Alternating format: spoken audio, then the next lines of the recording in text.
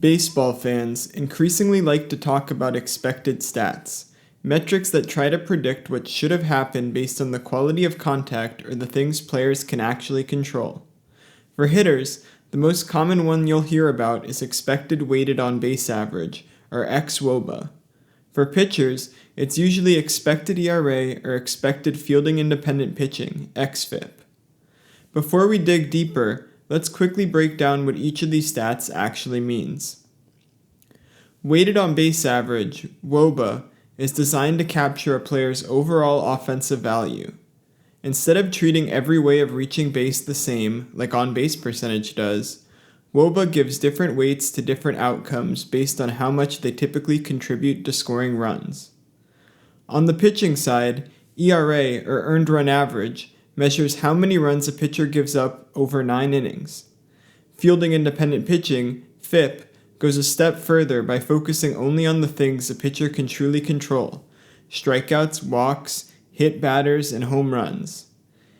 Expected stats take these ideas and ground them in the quality of contact. For their expected stat equivalents, xwOBA looks at the batted balls a hitter produces, their exit velocity, launch angle, and so on, and estimates what their wOBA should be, stripping away randomness and defensive influence. Expected ERA does something similar for pitchers. It estimates what a pitcher's ERA should look like based on the quality of contact they allow, combined with their strikeouts and walks.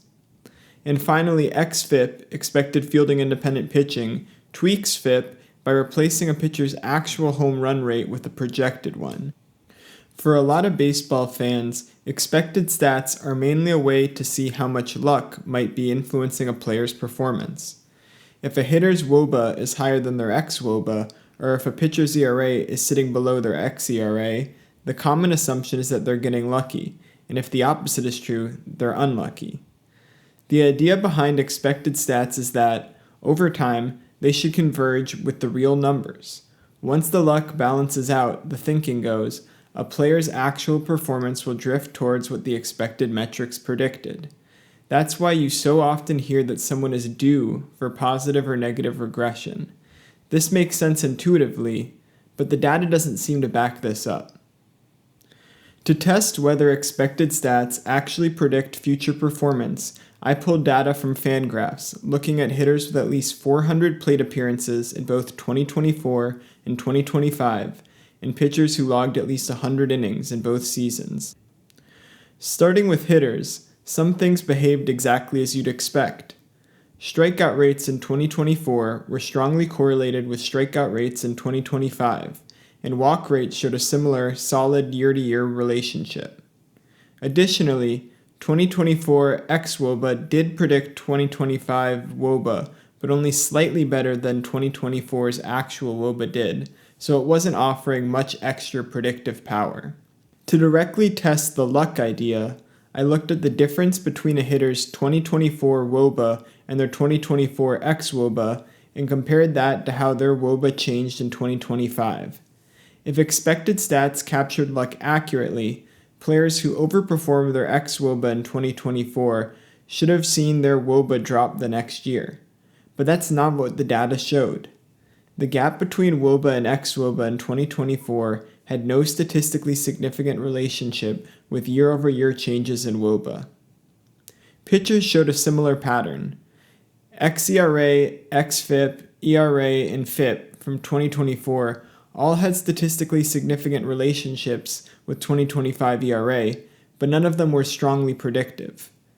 Meanwhile, more fundamental skills, ground ball rate, strikeout rate, walk rate, showed moderate stability from one year to the next. Similarly, we found that a pitcher's left-on-base percentage and home runs per 9 innings were pretty strong indicators of their ERA within the same season, but that those same stats showed only weak correlations from one year to the next.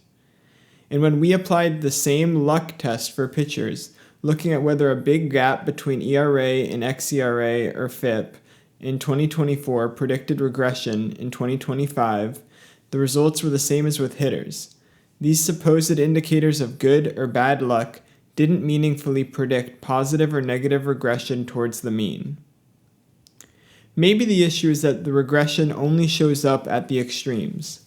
So I zoomed in on the players with the largest gaps between their expected and actual stats in 2024, the top 20 luckiest hitters by that definition. Even here, there was no statistically significant relationship between a big 2024 WOBA ex-WOBA gap and how much a player's WOBA changed in 2025. And when you look at who shows up at the top of that list, the story becomes even clearer. Established stars like Jose Ramirez, Jose Altuve, and Trey Turner all dramatically outperformed their ex-WOBA in 2024, and then did the same thing again in 2025. In fact, these players have been consistently beating their expected stats for years. Ramirez has topped his ex-WOBA in 6 of his 9 full seasons. Turner has done it in every single year except for one, and even then, he underperformed by only .004 points. And Altuve has outperformed his ex-WOBA every single full season StatCast has data for. There are real reasons for this consistency, and none of them have to do with luck.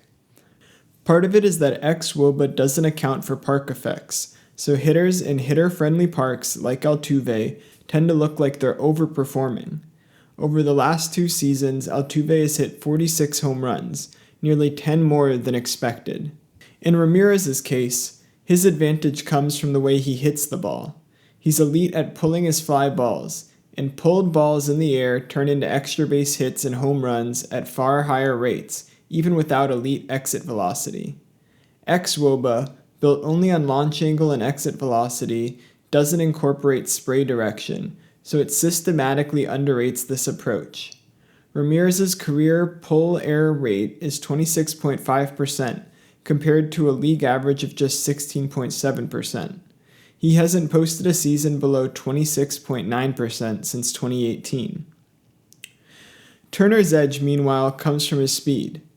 2 hitters can produce the exact same ground ball, but Turner's elite sprint speed gives him a much better chance at beating it out for a hit. His career expected batting average is .278, yet his real career average is .297, a gap driven largely by his ability to turn routine grounders into infield singles. That said, not everyone in this extreme group avoided regression. Mark Vientos is a good example of the opposite. In 2024, he struck out a ton, 8th percentile in K rate, yet he still carried a .324 batting average for balls put in play, BABIP. In 2025, even though he improved his strikeout rate, his BABIP cratered to .277, a drop of 47 points. For players whose production leans heavily on an inflated BABIP, negative regression is a legitimate concern because BABIP itself is so volatile year over year. So while some players do regress, the broad pattern suggests this. When a hitter has a repeatable skill, elite speed, and ability to pull the ball in the air or a favorable home park, their so-called overperformance isn't luck at all.